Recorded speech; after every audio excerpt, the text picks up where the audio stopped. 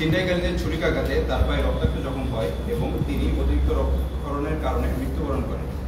মৃত্যুর কিছু সময় পর তার নিথর মরদেহ আব্দুল্লাহপুর বাসস্ট্যান্ড সংলগ্ন বিআরটির একটি নির্মাণাধীন স্থানে পাওয়া যায়।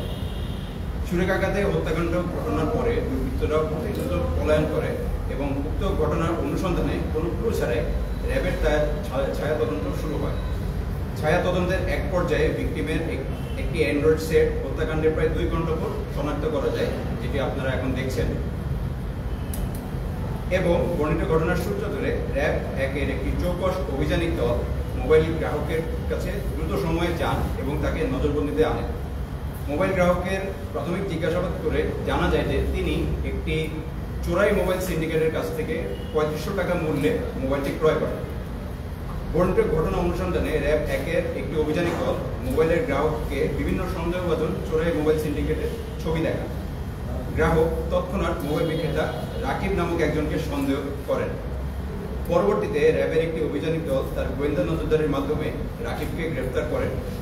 মোবাইল বিক্রেতা রাকিব একজন প্রাক্তন মাদক ব্যবসায়ী। তিনি বর্তমানে ছিনতাইকারীদের ব্যবহার করে কম মূল্যে মোবাইল সংগ্রহ করেন এবং বিভিন্ন জায়গায় লাভজনক মূল্যে গ্রাহকের কাছে বিক্রয় করেন। একই সাথে ছিনতাইকারীরা তাদের নিকট হতে সুইচ গিয়ার এবং অন্যান্য ধারালো সরঞ্জাম সংগ্রহ করে। চোরাই মোবাইল বিক্রেতা রাকিবের কাছে একটি ছিনতাই চক্র সর্বমোট 3টি মোবাইল সেট ওই দিন বিক্রয় করে। উক্ত ঘটনার প্রেক্ষিতে ভিকটিমের বোন জামাই মোহাম্মদ জসিম সাহেব বাদী হয়ে অজ্ঞাতনামা আসামিদের বিরুদ্ধে টঙ্গী পশ্চিম থানায় মামলা দায়ের করে। এরই ধারাবাহিকতায় র্যাবের একটি চৌকস অভিযানিক দল গত 3 দিন নিরলস পরিশ্রম করে 12 জুলাই 2025 তারিখে বর্ণিত ছিনতাইকারী চক্র শনাক্ত করার জন্য অভিযান চালায় এবং রাকিবের দেওয়া তথ্য মতে 3 জন ছিনতাইকারী মোহাম্মদ রাফসান জানি রাহাত, মোহাম্মদ রাশেদুল ইসলাম এবং মোহাম্মদ কাউসার আহমেদ পলাশ এই 3 জনকে টঙ্গীর বিভিন্ন স্থান থেকে গ্রেফতার করে। অভিযানের প্রথমে কাউসার আহমেদ পলাশকে গ্রেফতার করা হয়। গ্রেফতারকৃত পলাশের তথ্য অনুযায়ী ছুরি ব্যবহারকারী ছিনতাইকারী রাশেদকে গ্রেফতার করা হয়। প্রাথমিক জিজ্ঞাসাবাদে তারা ছাত্র মাহফুজকে গুরুতর জখমের জন্য একজন আরেকজনকে দোষারোপ করেন এবং তাদের সাথে জড়িত অন্যান্য ছিনতাইকারীদের সন্ধান দেন। একই সাথে ছিনতাইয়ের সময় ব্যবহৃত মোটরসাইকেল চালক রাহাতকে পাওয়া যায়।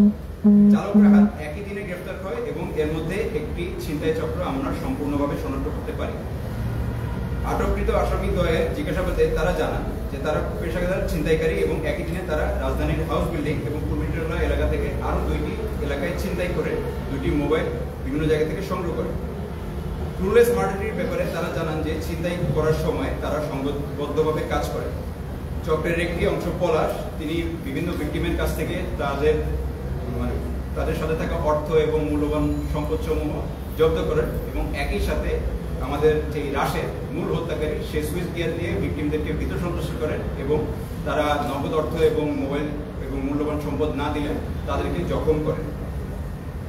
এরই ধারাবাহিকতায় আমরা তাদেরকে বারংবার জিজ্ঞাসাবাদ করি এবং বারংবার জিজ্ঞাসাবাদ করার পরও তারা অস্বীকার করে। সার্বিকভাবে তদন্তের যখন একটি মোড় নেওয়া শুরু করে র্যাবের ইন্টেলিজেন্স টিম একটি টেকনোলজিক্যাল অ্যানালাইসিসে দেয়। টেকনোলজিক্যাল অ্যানালাইসিসে তাদের ঘটনা এবং ক্রাইম সিনে 11টা 37 মিনিটে তাদেরকে শনাক্ত করা যায় এবং 11টা 37 মিনিট থেকে আনুমানিক 11টা 45 মিনিট পর্যন্ত তাদের উপস্থিতি ঠিক যেখানে আমাদের নিথর ছাত্র মাহফুজের মধ্যেটা পাওয়া যায় সেখানে শনাক্ত করা হয়। বর্ণিত বিষয়টি অনুসন্ধান করার পর তাদেরকে আবার জিজ্ঞাসাবাদ করা হয় এবং জিজ্ঞাসাবাদে তারা এটা স্বীকার করে যে রাশেদ মোবাইল চক্রের যে সিন্ডিকেটের মূল হোতা রাকিব তার কাছ থেকে সুইচ গিয়ারটি সংগ্রহ করে এবং সুইচ গিয়ারটি সংগ্রহ করে আব্দুল্লাহপুর বাস স্ট্যান্ডের পাশে যেই লাইনটি আছে বর্তমানে নির্মাণাধীন, কোনো গাড়ি চলাচল নাই এবং কোনো সিসিটিভি ফুটেজের কভারেজ নেই, সেখান দিয়ে সে আস্তে আস্তে হেঁটে নিচে যাচ্ছিলেন টঙ্গী স্টেশন রোডে। ঠিক এই সময়ে খুব কম সময় মিনিমাম 15 থেকে 30 সেকেন্ডের জন্য ছিনতাই চক্র তাদেরকে আটক করে। এই সময় মোটরসাইকেল চালক রাহাত আব্দুল্লাহপুর বাস স্ট্যান্ডের অর্থাৎ জসিমউদ্দিন রোডগামী তাদের জন্য অপেক্ষা করে। ঠিক 15 থেকে 30 সেকেন্ডের মধ্যেই তারা এই ঘটনাটা ঘটানোর পরে রাহাতের মোটরসাইকেলে উঠে যায় এবং তারা আমাদের এই জব্দ করা সেটটি নিজেদের কাছে সংগ্রহ করে। সেটটি সংগ্রহ করার পরে তারা মাদার বস্তিতে মোবাইল সিন্ডিকেট বা মোবাইল চোর চক্রের মূল হোতা রাকিবের সাথে দেখা করেন কিন্তু ইতোমধ্যেই তারা যেহেতু প্রায় 1 থেকে 1.5 ঘন্টা করে মাদার বস্তিতে মোবাইল সিন্ডিকেটের কাছে যায়, পুলিশের অনুসন্ধানের জন্য বস্তির সবাই অ্যালার্টেড হয়ে যায় এবং তারা যেহেতু সতর্ক থাকে, মোবাইল সিন্ডিকেটের মূল হোতা রাকিব তাদেরকে জিজ্ঞেস করে, তোমরা যে এই মোবাইলটা এনেছো এটা কি ওই ঘটনার সাথে সম্পৃক্ত? তখন আমাদের যে আসামি রাশেদ সে বলে যে এটার সাথে আমরা কোনোভাবে সম্পৃক্ত না। আশ্চর্যজনক বিষয়, এই মোবাইলটি তারা রাকিবকে হস্তান্তর করার পর যেই নগদ অর্থ পাওয়ার কথা সেই নগদ অর্থ না নিয়ে তারা স্থান থেকে প্রস্থান করে এবং আত্মগোপনে যায়। আত্মগোপনে যাওয়ার পর আমরা যখন সর্বশেষ রাশেদকে গ্রেপ্তার করি, তার ব্যবহৃত যেসব জামা কাপড় আছে সেগুলোও পাই। ছিনতাইকারী আরেকজন, যার নাম হচ্ছে কাউসার আহমেদ পলাশ, তার কাছ থেকে আমরা আরেকজনের মানি ব্যাগ পাই, যেখানে একজন স্টুডেন্টের আইডি কার্ডও পাওয়া যায়, যিনি নটরডেম ময়মনসিংহ কলেজের একজন ছাত্র। এবং এটা থেকে আমরা সম্পূর্ণ নিশ্চিত হই যে তারা একটা প্রফেশনাল ছিনতাইকারী চক্রের অংশ। আমরা যে স্পট থেকে তাদেরকে গ্রেপ্তার করি, আপনারা জানেন এটা টঙ্গীর মাদার বস্তি। এটা নিয়ে অনেক বিতর্ক আছে। আমরা ইতিমধ্যে 5 বার বড় বড় অভিযান চালিয়ে শীর্ষ সন্ত্রাসী সহ অনেক অস্ত্র এবং মাদক সেখান থেকে উদ্ধার করি, কিন্তু বারংবার উদ্ধার করার পরও আইনি প্রক্রিয়ায় আমরা সরাসরি হস্তক্ষেপ করতে পারি না, আমাদের যেখানে সীমাবদ্ধতা, যার কারণে দেখা যায় যে ছিনতাইকারীরা প্রতিনিয়ত গ্রেপ্তারের পরে আবার বেরিয়ে আসছে। তো আমরা এই প্রেক্ষিতে সরকারের কাছে আবেদন কয়েকবার জানিয়েছি, যাতে ছিনতাইকারীরা যারা অ্যাটলিস্ট 2 থেকে 3 বার বারংবার ছিনতাই করে মানুষকে এভাবে একটা দুর্ভোগের সৃষ্টি করছে, মানুষ যারা তাদের জন্য হত্যাকাণ্ডের জন্য শিকার হচ্ছে, তাদেরকে যাতে আমরা বাঁচাতে পারি, অ্যাটলিস্ট এটা চিন্তা করে যাতে তাদেরকে আইনের আওতায় নিয়ে হয় এবং একটি লঘু কোনো পানিশমেন্ট না দিয়ে গুরুতর পানিশমেন্ট দেওয়া, মিনিমাম 5 থেকে 6 মাসের জেল, যাতে তারা একটু ভালো পথে আসে। এবং একই সাথে সমাজসেবী যারা আছেন তাদেরও এই বিষয়গুলোতে একটু দৃষ্টি দিতে হবে, কারণ সব কাজ আইন শৃঙ্খলা বাহিনীর দায়িত্ব না, একই সাথে এগুলো সমাজসেবারও একটি অংশ। যারা মাদকাসক্ত এবং যারা বিভিন্নভাবে এসব চিন্তাই করে, তাদের হয়তো অনেক ক্ষেত্রে দেখা যায় যে পিতৃ পরিচয় নাই, মাতৃ পরিচয় নেই, ওদের ক্ষেত্রেও ঠিক জিনিসটা একই রকম। তাদের পরিবারের সাথে আমরা কোনোভাবে যোগাযোগ করতে পারি না। তাদের বিরুদ্ধে আগে মাদক মামলাও আছে, বিভিন্ন মানহানির মামলাও আছে, একই সাথে ছিনতাইয়ের মামলাও আছে। তাদের পিসিপিআরে আমরা এসব গেটে পেয়ে থাকি। অর্থাৎ একই চক্র বারংবার একই কাজ করতেছে এবং আসামিদেরকে পুলিশ, র্যাব এবং ডিবি বারংবার গ্রেপ্তার করার পরও তারা ছাড়া পেয়ে আসছে, যার কারণে আমাদের একটা সমস্যা আছে। তো যাই হোক, আইন শৃঙ্খলা বাহিনী হিসেবে আমরা সবসময় অ্যাকশন নিব। তারা যতবারই বের হোক না কেন, যতবারই অপরাধ করার না কেন, আমাদের জালে তারা অবশ্যই ধরা খাবে, এই প্রত্যাশা আমরা ব্যক্ত করছি। এবং একই সাথে আমরা চাচ্ছি যে আমাদেরকে যাতে এ সংক্রান্তে তথ্য দেওয়া হয়। যখনই আমাদেরকে এ বিষয়ে তথ্য দেওয়া হবে, আমরা এই সংক্রান্তে সম্পূর্ণ অনুসন্ধান করে আসামিদেরকে আইনের আওতায় আনার ব্যবস্থা করব। ধন্যবাদ।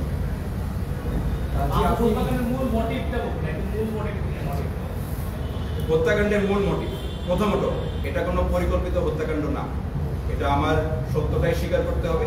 তারা প্রফেশনাল ছিনতাইকারী। ছিনতাই তারা 2টা ধাপে প্র্যাকটিস করে। প্রথমত একজন মোটরসাইকেল আরোহী থাকে, সে তাদেরকে দ্রুত প্রত্যাবর্তনের জন্য রাস্তার একটা সাইডে রেডি থাকে। অন্যদিকে ছিনতাইকারীদের মধ্যে 2টা গ্রুপ থাকে। একটা গ্রুপ অস্ত্র ব্যবহার করে মানুষের মধ্যে ভীতির সঞ্চার করে, আরেকটা গ্রুপ তাদের কাছ থেকে মালামালগুলো জব্দ করে। তো ভীতির সঞ্চার যে করছিল, এটা অত্যন্ত মর্মান্তিক। মাহফুজুর রহমান তাদের ভাষ্য মতে তার 2 পকেটে হাত দিয়েছিল যখন নামছিল, কারণ সে জানতো যে এই এলাকায় সে ছিনতাইয়ের শিকার হওয়ার সম্ভাবনা আছে। আর এলাকাটাও একটু সিসিটিভির আওতার বাইরে, আমাদেরও অনুসন্ধান করতে আমরা ওরকম সিসিটিভি ফুটেজও পাইনি, শুধুমাত্র এক মোবাইলের সূত্র ধরেই আমাদের আঘাতে হয়েছে। তো সার্বিকভাবে তারা যখন কারো কাছ থেকে অর্থ বা মোবাইল বা মূল্যবান জিনিসপত্র আদায় করতে না পারে, তারা কোনো বাছ বিচার ছাড়া তাদেরকে জখম করে। তো বিশেষ করে মাহফুজের জখমটা ছিল মর্মান্তিক, তার উরুতে জখম হয় এবং সে অতিরিক্ত রক্তক্ষরণের কারণে মৃত্যুবরণ করে। এলাকাটা যেহেতু একটু অন্ধকারাচ্ছন্ন, ওইখানে তাকে রিকভার করার মতো মানুষ ছিল না, স্বাভাবিক মানুষের যাতায়াতে খুব কম। তারা যেহেতু ম্যাক্সিমাম সময় ছিনতাইকারীরা মাদকাসক্ত থাকে, কোনো বাছ বিচার ছাড়াই যেহেতু মাহফুজুর রহমান একটু প্রতিহত করছিল, তাকে সেখানে তারা সরাসরি সুইচ গিয়ার দিয়ে আহত করে। একই সাথে তারাও এটা নিয়ে সম্পূর্ণ নিশ্চিত ছিল না যে তারা এটা করছেন কিনা।